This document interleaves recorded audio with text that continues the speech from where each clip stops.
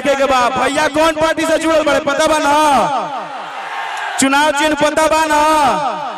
कमल छाप 6 तारीख के 2 नंबर पर कमल के बटन दबावे के बाद और हमारा के इज्जत से अपन आशीर्वाद देवे के बाद सबके प्रणाम करते हुए अपन जौन भी बचल खुचल समय बा रउआ सबे जिनका के सुनल चाहता नहीं हमनी के बड़ भैया हमनी के भोजपुर के मिट्टी के लाल पवन सिंह जी के हम समर्पित करतानी। बहुत बहुत धन्यवाद, सबके प्रणाम करतानी। जय श्री राम, जय जय श्री राम। अब मंच के से ध्यान दियो लोग भाई, टूट जाए तो कार्यक्रम ना हो पाए। ये ऊपर ध्यान दो लोग, शांति से रहो लोग, सबको व्यवस्था कैल गई बा, ठीक ना? बहुत बहुत धन्यवाद।